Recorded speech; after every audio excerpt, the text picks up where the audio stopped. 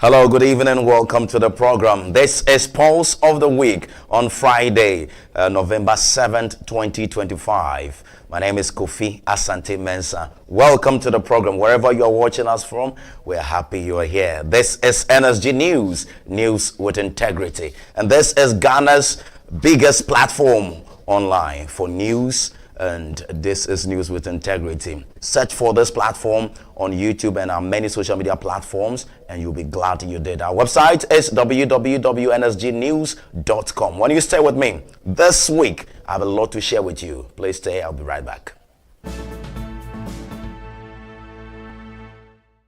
Hi, and welcome back. This is the program that brings you factual, bold, and untold stories, and I mean major headlines in this country called the Republic of Ghana, the center of the world. And from our small, luxurious studios here at Amahia in Adenta, Accra, we are coming to you wherever you are watching us from, and we're happy you've joined us. This is NSG News on YouTube. It's NSG News TV. Our website, www.nsgnews.com. Please read from our website and it will intrigue you. We have a lot of stories there for you. And we set the agenda and we start the story rolling. The program's name is Pulse of the Week. This very segment is NSG News Update with your man, Kofi Asante Mensah. We are coming to talk about major news making headlines in this republic from Monday, if you like, even from Sunday to today, Friday, 7th of November 2025. So a special good evening to all of you, and I'm happy you're here. We are beginning with the EPA. We'll continue with the presidency making some donation to Sudan and Jamaica, and we'll talk about the Public Accounts Committee. We'll also talk education, and we'll top it up with some politics, New Patriotic Party politics, and talk about health, some mental health. We'll do some business and finance. We'll talk sports, and sports mixing with politics. Don't forget, this Sunday, it's a crucial, we call it the super clash between Kotoko and Accra House of Folk, coming up on the 9th, that's Sunday, on the 9th of November. And we'll do some little bit of entertainment as we celebrate our legendary DL, Daddy Lomba Charles Kwejo Fosu. So stay with me as we begin today's update. Hi there. What number is this? 3, right? All right. It's time for NSG News. Welcome. My name is Kofi Asante Mensah. And here at NSG News, you'll get serious documentary to watch, news, reviews, views, and what have you. Because we have Pulse of the Week and also exclusive on the hot seat. On NSG News, we say news with integrity. Hi there. Hello, welcome back. It's your man Kofi Asante Mensah here on NSG News, and we'll begin from the camp of the Lands and Natural Resources, because today they held a press conference led by the Communication Department of that very ministry. And this is the story. The Ministry of Lands and Natural Resources has confirmed that the recent accident involving officials of the Environmental Protection Agency and some journalists in the Asante region was triggered by an attack from illegal miners near Obuasi. According to the ministry, the violent confrontation occurred when the joint EPA team, accompanied by journalists, came under attack from Galamsey operators during an inspection exercise at Dadjani, a community near Obuasi. Addressing the media on Friday during a review of the week's anti-Galamsey operations, the Director of Communications at the ministry, Amma Mawusi, explained that the team had gone to identify and shut down unlicensed mining operations when they were ambushed. On a notice, they went on site, and so they were conducting operations around the country, going around to ascertain who was operating these machines or manufacturing the floating devices without permits, and to close down shops. And it was in one of these operations around Dadjani that the illegal miners spotted them and decided to attack them. They were pelting stones at them and things like that. And so they had to flee for their lives. And in doing that, had to take another route out of the place out of Boise, and it was in the course of that they got involved in the accident. 2 journalists were in critical condition. They are stable. Per the reports I received this morning, they are quite stable. One had to be operated on, had a surgery yesterday. Several others, sustained injuries. Again, this incident is unfortunate. And Honorable Kofi, again, who also doubles as acting minister for Environment, Science and Technology, wishes to convey his utmost disappointment at the extent of events for these incidences. And he wishes to make it clear that he remains resolute and unperturbed, and he is resolved to deal with the matter.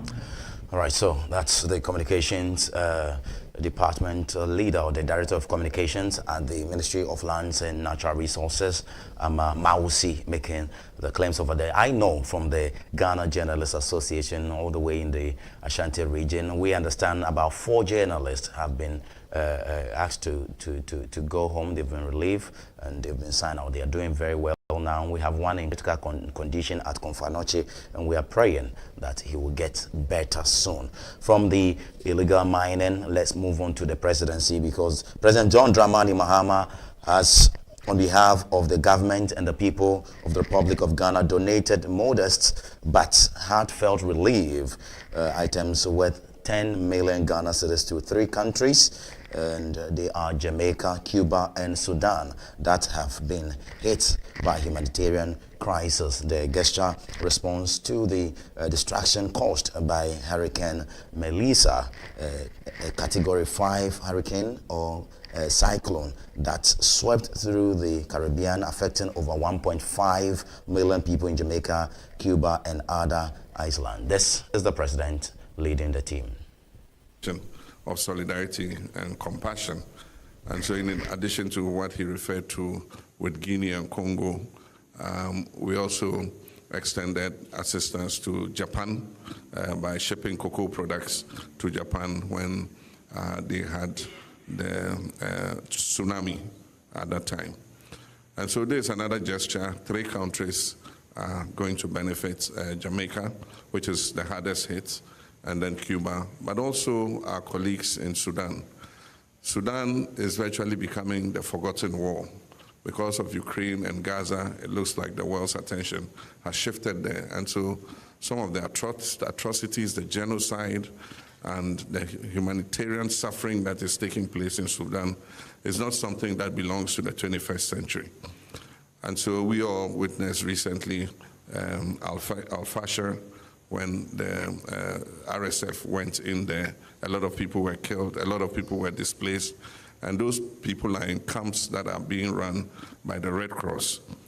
And so even though Ghana's contribution would not resolve the humanitarian suffering that is going on, we believe that if every country contributes its quota, we can help to alleviate, what is happening in these places. All right, so welcome back. We're still staying with the presidency because President John Dramani Mahama is advocating for solar energy to empower or to power the 24-hour economy. We'll still stay longer over there. Please stay with me. And this is President John Dramani Mahama making claims that Ghana would go solar. Ceremony of the Solar for Industries project. This milestone brings together energy, innovation, and industry under one bold vision. Today's ceremony is not just about turning the soil to cut sod, it's about turning a page in how we power our growth, in how we build our industries, and how we secure our energy future. The Solar for Industries project, developed by Park Solar in partnership with Quam Investments, the International Finance Corporation, and with technical cooperation from the EPC contractors, who are Chinese, marks a significant shift towards renewable industrial energy. This facility will produce clean, stable, and affordable electricity dedicated to Ghana's manufacturing and export zones. And this is the core of our 24-hour economy and industrial recovery program. Let me also comment on what is possible if the public and private sector work together. I know that there was an attempt to involve private sector in power utility and at the distribution level. And we all remember the example with PDS. PDS was not a bad thing. It is just that it was handled wrongly, and many people had personal interest in PDS, and that's why it failed. But there's something to be said for injecting private sector efficiency into public utilities. And I gave an example before. Enclave Power buys bulk electricity from the power utilities and distributes it within the free zones enclave and has a 99% collection rate. All right, so that's President John Dramani Mahama over there, and he spoke also in a section of the solar energy. He spoke well about the PDS and what have you, but much particular with the solar energy, and this President John Mahama is indicating it's going to boost industries in our country and also help the economy in the 24-hour economy initiative to accelerate and make industrial growth in our country. He was speaking at the salt curtain ceremony for the multi-purpose solar energy project at the Dawa Industrial Park in Agoto on Thursday, November 6, 2025. The president stated that the facility will provide clean, stable, and affordable electricity for manufacturing and export zones across the country. So that's President John Dramani Mahama. I'm going for a quick breather. Please stay with me. When I come back, more stories from the presidency for your consumption. Please stay. You know, if you look at the last election, some were in complete shock of the results. Yes. While we were telling them 6 months before that so you are a traitor or what? I don't know.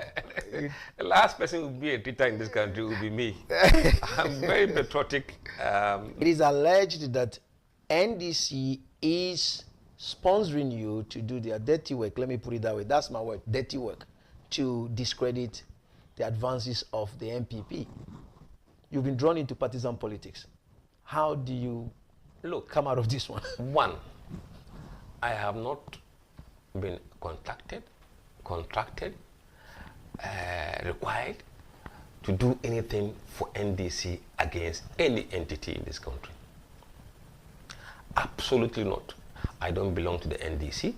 I don't belong to the MPP. I don't have political party affiliation with any other party. No. Now look, where we are in Hacho now. I remember when I was going to write the O-levels, I didn't have money to pay for the fees. So I had to carry labor, do by day labor. Here. We're one of those who started building houses in this area as a laborer. You have to even go and carry the cement from afar because there were no buildings to store them in. This would be the shock. We were branded as mad people. But the numbers we were banding around was in excess of a 2.something million gap. We have to realize that the country, Ghana, has changed profoundly, even from 2016 levels. I think it wasn't Ghana government funded. No, it wasn't Ghana government funded. No, on your own you struggle, and then you go to Denmark. I remember when I arrived in Frankfurt on my way to Denmark, I had only $500 in my pocket, and that was to pay for your accommodation, pay for your feeding, pay for everything. I'm glad to have you back. Thank you very much. My name is Kofi Asante Mensah, and the program is Pulse of the Week. Today is Friday, the 7th day of November 2025, and we have started already on the news update. We've dealt with the EPA stories and illegal mining. We've gone into the presidency and have some more stories for city remand prison at Nsawam, which was initiated by his previous government, the previous government in 2016, but has since been abandoned. The reforms also include a review of bail conditions to prevent undue hardship, particularly for the poor, and the expansion of alternative sentencing for minor and non-violent offenses. The Ghana Prison Service will actively contribute to the 24-hour economy by running prison industries around the clock. This will include manufacturing, sewing school uniforms, manufacturing furniture, agro-processing, and other goods, both for government use and for the open market. This initiative will not only generate income to sustain the service, but will also equip inmates with the practical skills for life after their release. In agriculture, the prison service is being supported to engage in large-scale farming, including poultry and vegetable production. The government is providing fertilizer and mechanized equipment to improve productivity over the next 3 years. And so the prison service is going to receive agricultural tractors and implements so that they can activate their prison camps. As you were told, we've also increased the daily feeding rate for inmates from 1 cedi 80 pesos to 5 Ghana cedis. This will provide better nutrition for those incarcerated in prison. This is not charity, it is justice. It reflects our belief that dignity should never be dependent on one's circumstances. Belief that no Ghanaian should be stripped of their humanity even when they are in prison. We are therefore implementing far-reaching reforms which include, amongst others, expanding the use of alternative sentencing for minor and non. Our administration's prison reform agenda rests on a fundamental belief that no Ghanaian should be stripped of their humanity even when they are in prison. We are therefore implementing far-reaching reforms which include, amongst others, expanding the use of alternative sentencing for minor and non-violent offenses, reviewing bail conditions to avoid undue hardship, especially for the poor, introducing a parole system to reward good behavior and accelerate reintegration, completing the 800 inmate capacity remand prison at Nsawam, initiated by my previous administration in 2016, which has been left abandoned, developing modern correctional centers for men, women, and juveniles.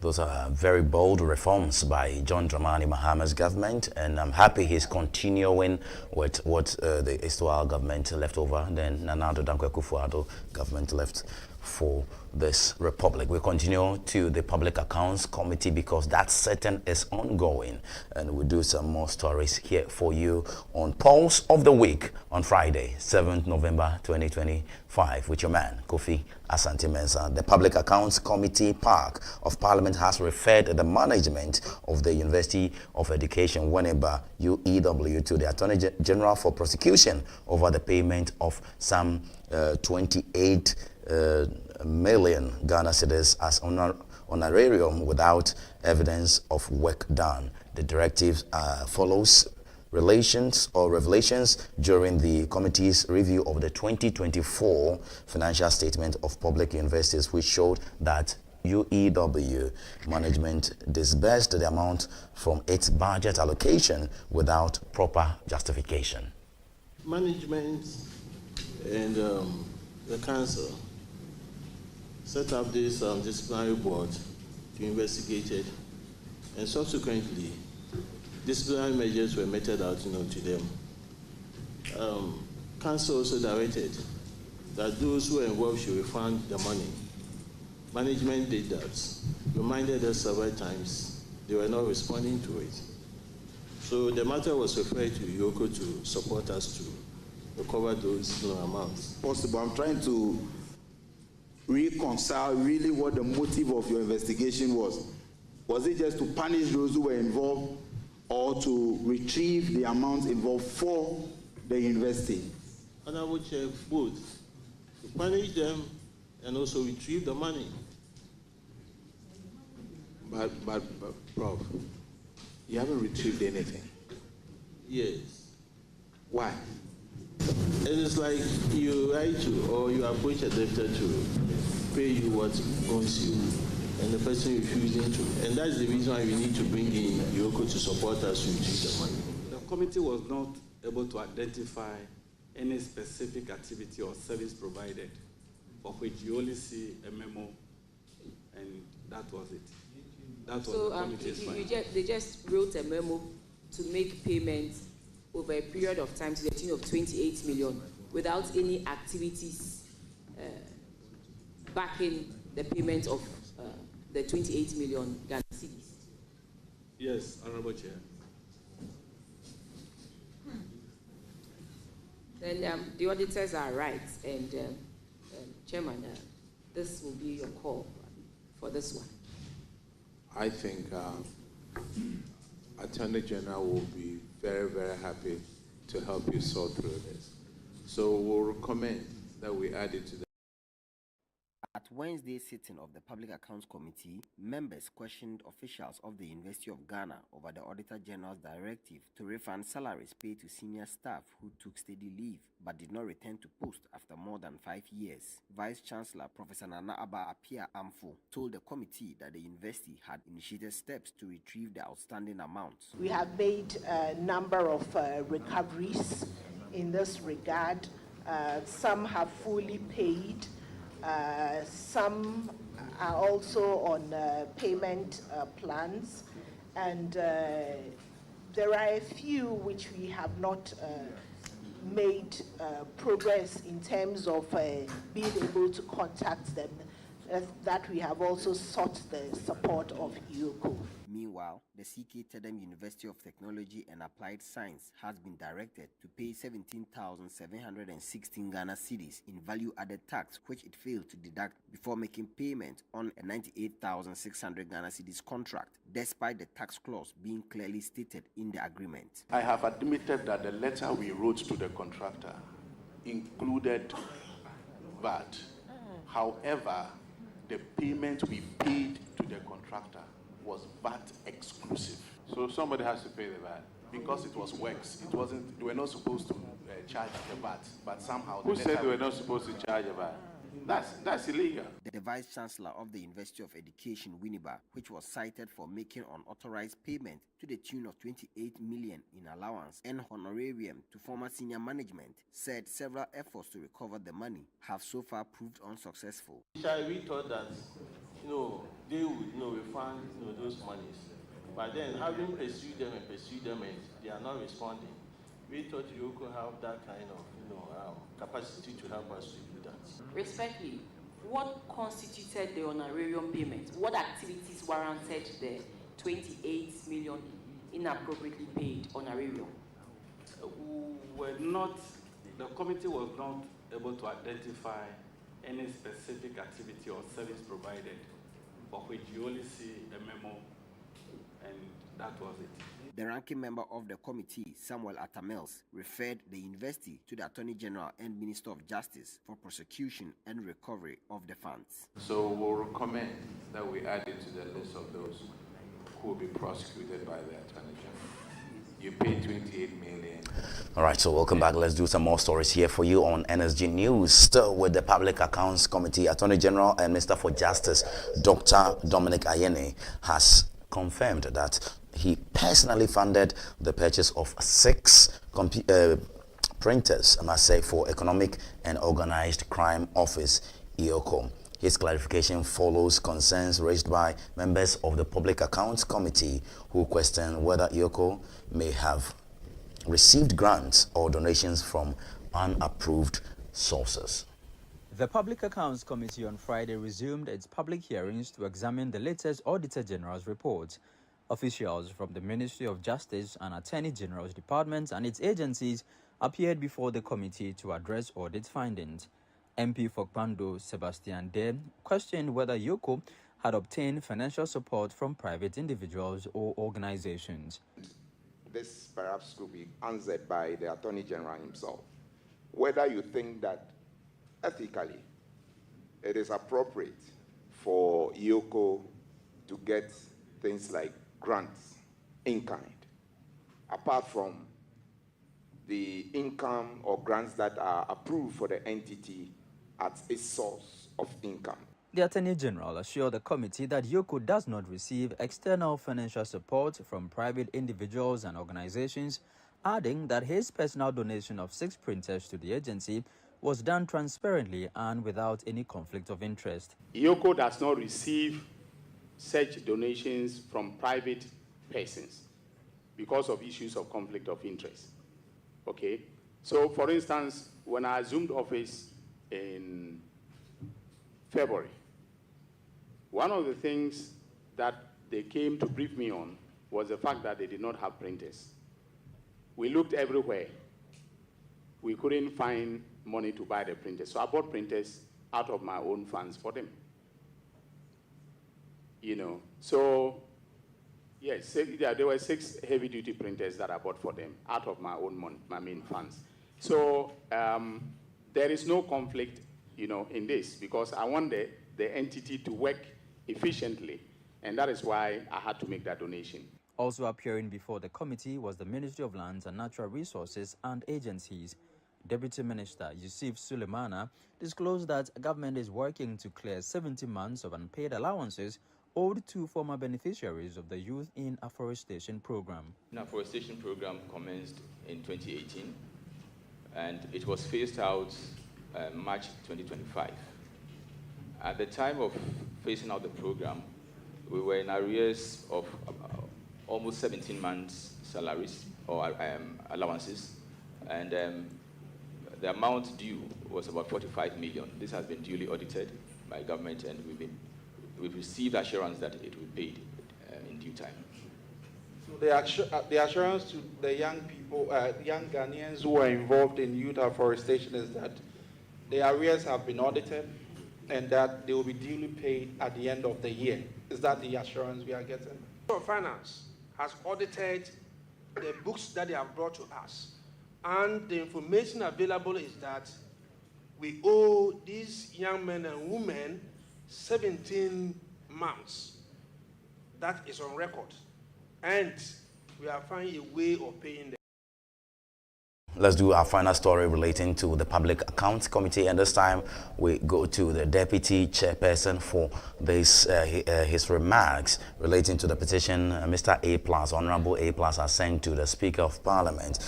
Samuel Atamils has more to say. But first the story. Member of Parliament for Gomoa Central, Kwame Asare, or being popularly known as A+, has petitioned the Speaker of Parliament, Alban Babwin, urging him to support the removal of MP for Etiwa East, Abena Osei Asare, as chairperson of the Public Accounts Committee. In a letter addressed to the Speaker on November 3, 2025, A+ argued that the continued leadership of Abena Osei Asare, who previously served as Deputy Minister of Finance, compromises the credibility and impartiality of the committee. And when asked by journalists to the Deputy Chairperson, Honorable Samuel Atamils, this is what he has to say. That letter was, if there's a letter written, it wasn't written to the committee. It was written to the Speaker. So we'll allow Speaker to read it and then make sure that he does whatever he needs to do. The fact that your chairperson has been mentioning that and it's about her, any reaction to that? My reaction is no reaction, because the letter was not written to the committee. Look, as a politician, there are so many things people will write about you, they will say about you. So long as it has been sent to the appropriate quarters, let's allow the appropriate quarters to do what they need to do. And I will worry about. Right, so that's his opinion. His reaction is no reaction. I love that bit of that very story. And let's do some education story, because yesterday I was here to tell you about the final or the grand finale of the National Science and Mathematics Quiz. And it took place yesterday between 3 major schools, 3 champions. But I'm happy to say the defending champions maintained their position as numero uno. They won 8 yesterday in Fantepem school. They came against St. Augustine's and also Pokowari. And this is a report for you. Please enjoy it.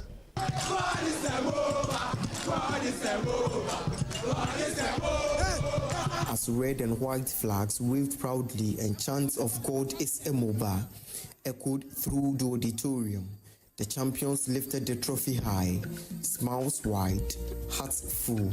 It was a moment of pure joy and history in motion. At Mfansipim School's victory over city rivals St. Augustine's College and Opokuwari reaffirmed their dominance in the realm of academic excellence. This victory makes Mfansipim only the second school after Presec Legon to have successfully defended the NSMQ title.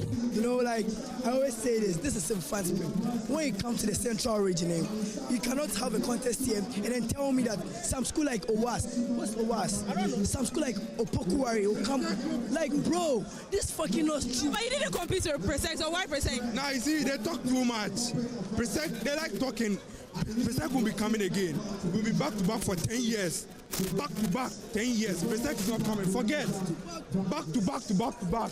Proud moment for family members of the Butchie contestants who beamed with excitement after their sons and brothers delivered the school's fourth national title. Frankly speaking, I feel great. I feel so happy that today has happened to see Ahmed Tijani represent Mfantipim, represent his community, represent everybody, in Ghana. I mean, it's something that we need to be proud of. Okay, so these are the family members of Tijani. I'll also be speaking to Mohammed's mother very soon. But tell me more, how you're so feeling? We are so happy. We are so happy for this day. And we say, Alhamdulillah, Alhamdulillah. I will say, God is a MOBA. God is a MOBA. Alhamdulillah, Alhamdulillah. We say Alhamdulillah in the first place. Allah deserves all the thanks. He has protected our boy. He has given him the knowledge. He has given him the courage to represent the school, to represent the family, to represent the entire Ugwa community. And we are very, very excited that he is part of a school that has made history today, back-to-back win. And we are very, very excited. But across the other side, it was an emotional scene at St. Augustine's College. Tears and heartbreak as they fell short in back-to-back finals against their city rivals. Well, that was what is in every Augustine's mind. That even if you're going to lose, you're not going to lose to Betray. Again, but we did. And it's very, very heartbreaking. That is what is breaking each and everyone's hearts. That even if you're going to lose, you're not going to lose to Betray. But unfortunately, we did. And I mean, that is the sad part. And for Opokuwari School, as the wait drags on, the pain only deepens. What is over NSMQ? NSMQ is just something that they do here. What is more important than NSMQ? You know, there are some contestants, right, that win the Imbebununa. Yeah, he was a very good contestant for Addis. But if you pass your WASI, right, and you don't win NSMQ, it doesn't matter. But if you pass it, if you win NSMQ for yourself, and you lose the WASI, what's the use? The school will have to wait another year without a title, extending their 23-year run. If you pass your WASI and you don't pass your, you're winning. Hey, upon all the Jama, you're winning.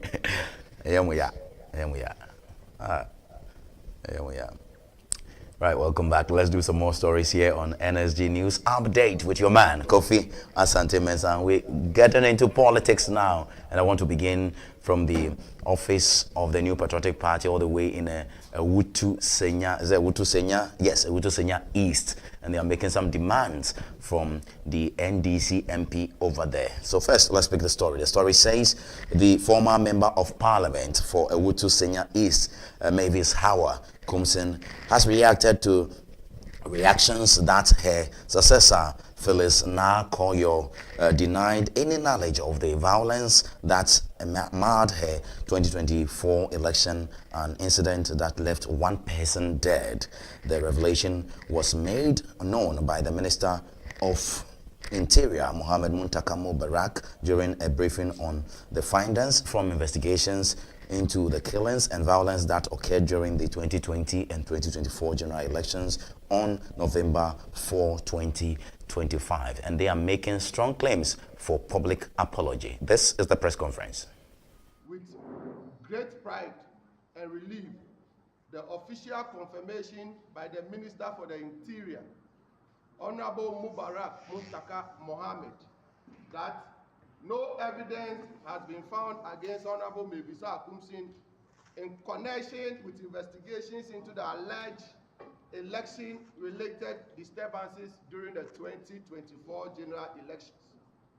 This statement from the minister is a total vindication of Honorable Mensah and the MPP in Kaswa, who have long maintained innocence in the face of malicious political attacks and misinformation. The party calls on Felix Nakoyo Kuno and all those who willfully spread false allegations to issue a public apology to Honorable Mensah, the MPP, and the good people of Kaswa.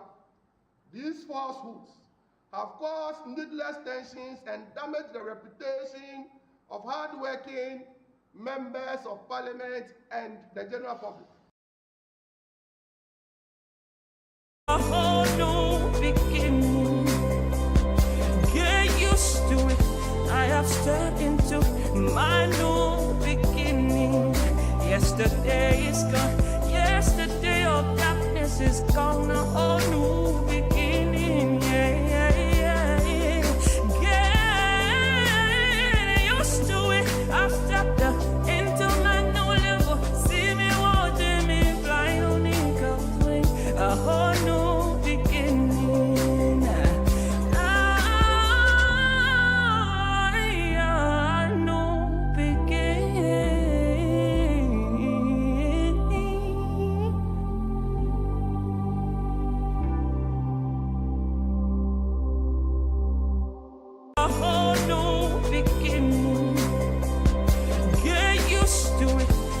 Step into my new beginning. Yesterday is gone. Yesterday of darkness is gone. A whole new beginning. Yeah, yeah, yeah, yeah. Get used to it. I've stepped into my new level. See me watching me fly on eagle's wing. A whole new beginning.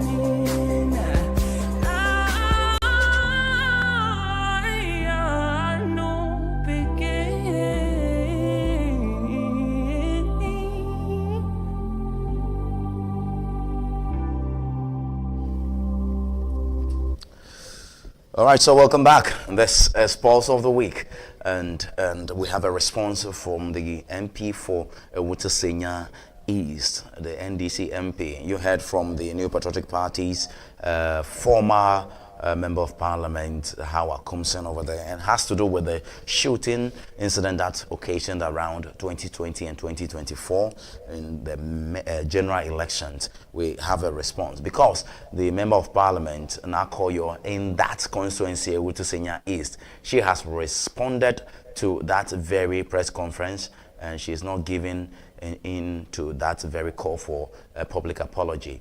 She is claiming that it wasn't the issue that she never made herself available for the public inquiry set by the Israel president or the former president. It more has to do with an attack, a perceived attack, allegedly from the office of the former MP, Howard Kumsen.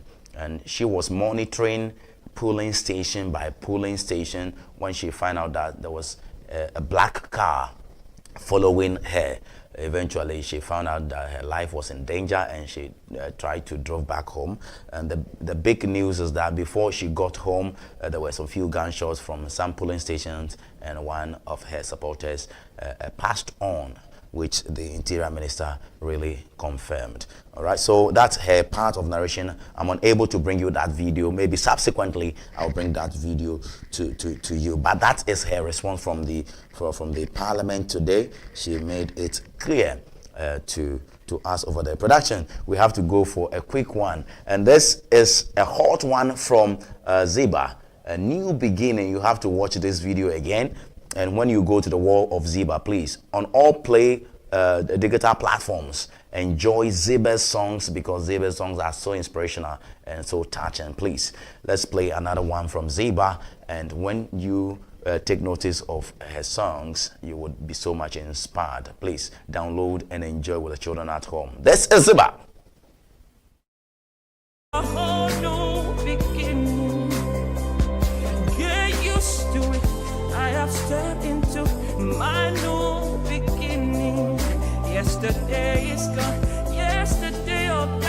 past is gone, a whole new beginning. Get used to it. I've stepped into my new level. See me watching me flying on eagle's wing. A whole new beginning. A new beginning.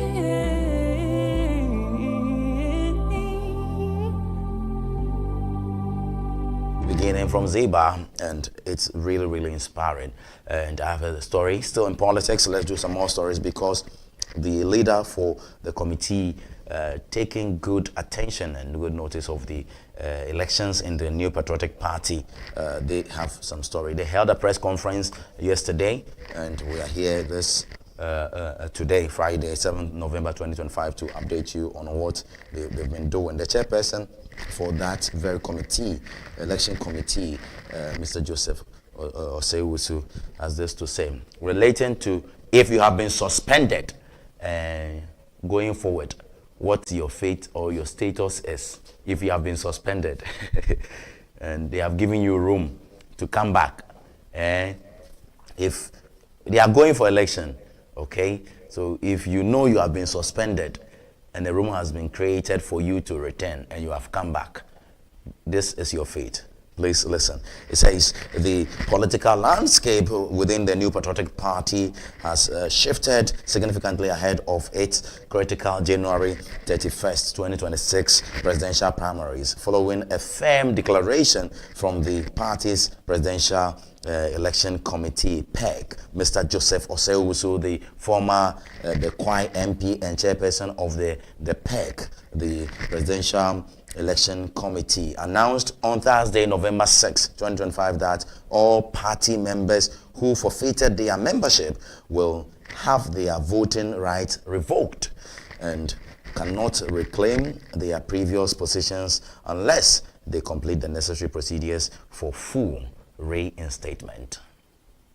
Wide album verification and validation exercise.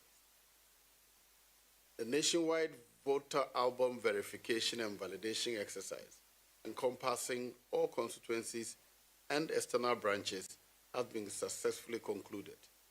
During the process, some minor IT-related and clerical discrepancies were identified, including omissions, misspelled names, and inaccurate entries for voter ID and telephone numbers. These are purely administrative in nature and do not in any way affect the integrity or credibility of the voters' register. I'm pleased to report that all such issues are currently being rectified. Haven't we just ready? All right, so welcome back. Thank you very much. And that's Joseph Osewusu in that very engaging press conference over there. Please, it is a suspended on our kwaba. You don't have the voting right now. It's been revoked. So you go through all the processes. All right, so let's do some stories relating to some online drivers. They are unhappy at all. They are very unhappy. The drivers organized a press conference and they are indicating that 30% of their incomes have been taken by the app, the Bolt app, the Uber app, the Yango app, the Shagzi app, and what have you. They are very unhappy. They are ready to lay down their tools and even write to the president for some intervention. All right, so we'll get you that video pretty shortly, and they are indicating they are very unhappy considering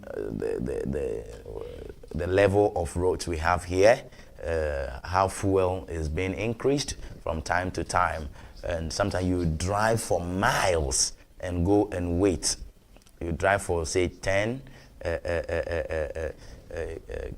miles and go and drive somebody to a 5 miles venue.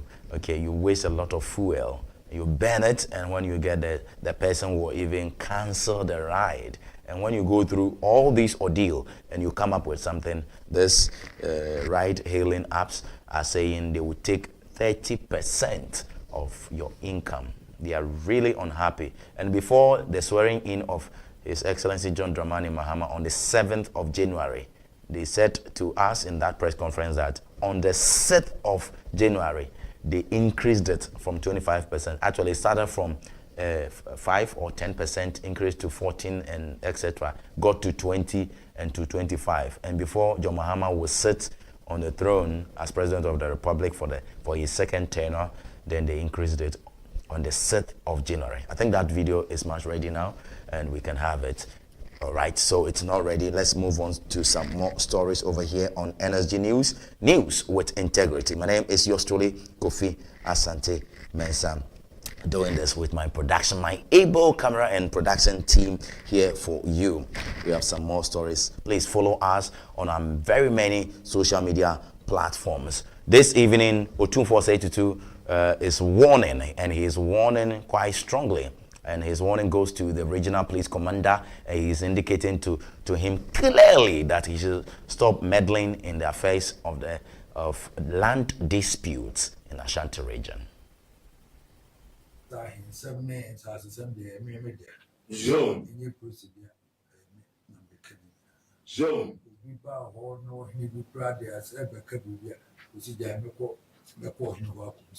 Zone. As a seven should be embassy was a beer with a catcher, and you would now become the permanent man, say be a better walk.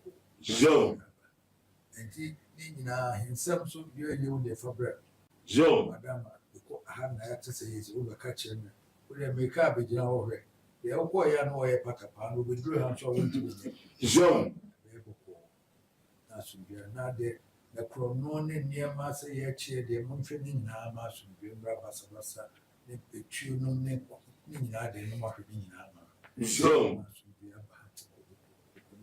The Pabasabasa, Yebe Bocrono, Ye Nema Fatade, Monicona, Monsonin, Sahin, 7 names as a Sunday, Mimid. Zone. In your procedure. Zone. We bow or no, he would rather as ever Kabubia. Zone. As the same should be embassy was a beer with a catcher, and you would now become the permanent man, say be a better walk. Zone.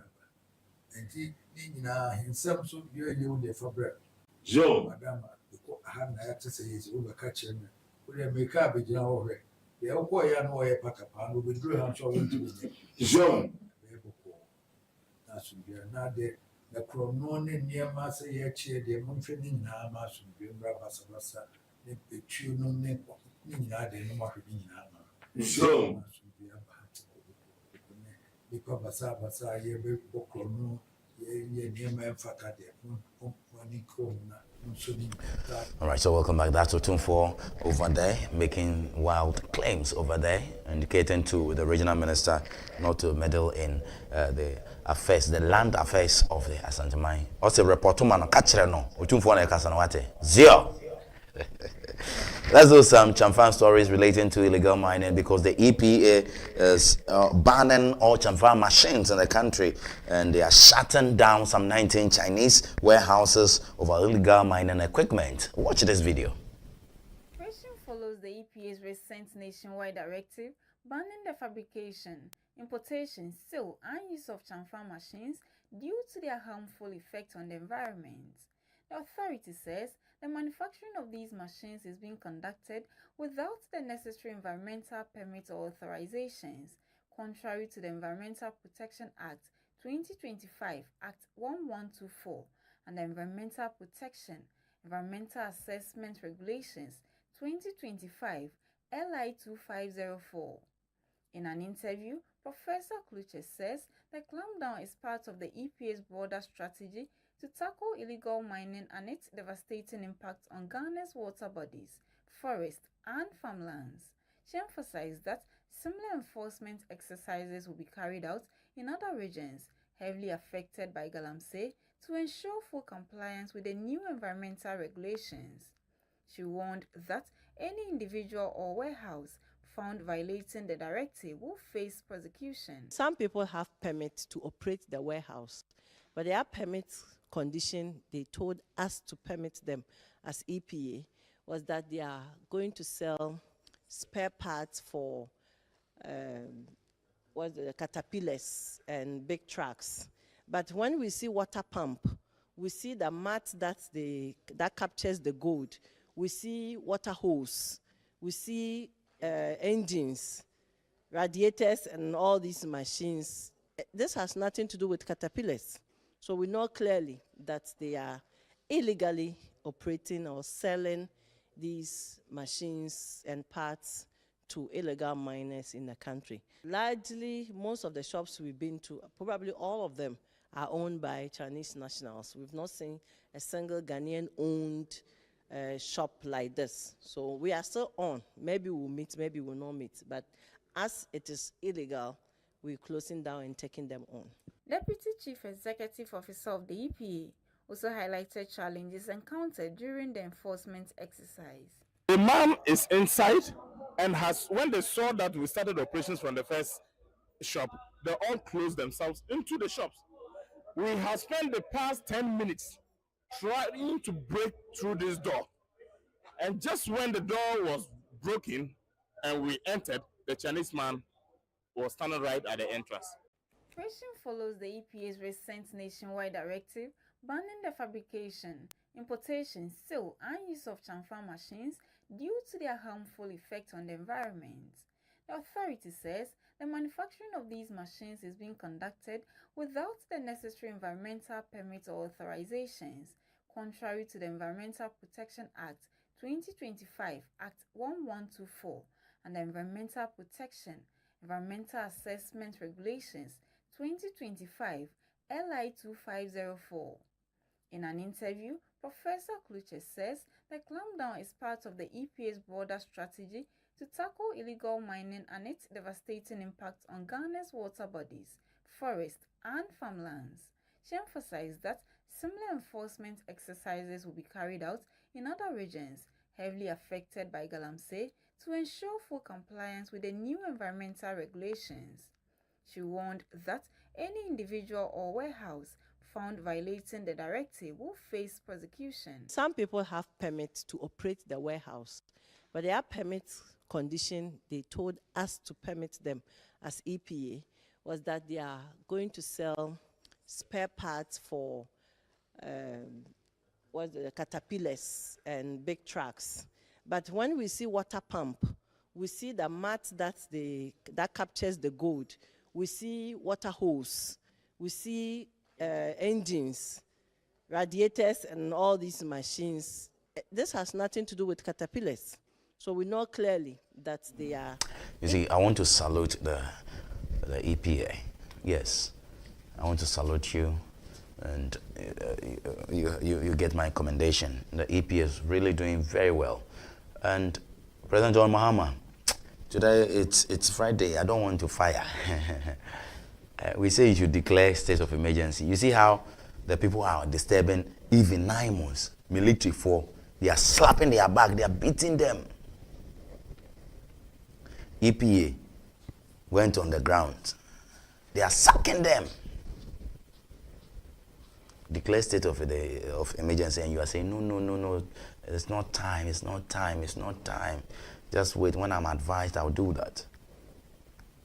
I don't know, if you receive your security briefing this week, especially yesterday and today, you should be really advised to do something about this Galamsey menace with respect to state of emergency.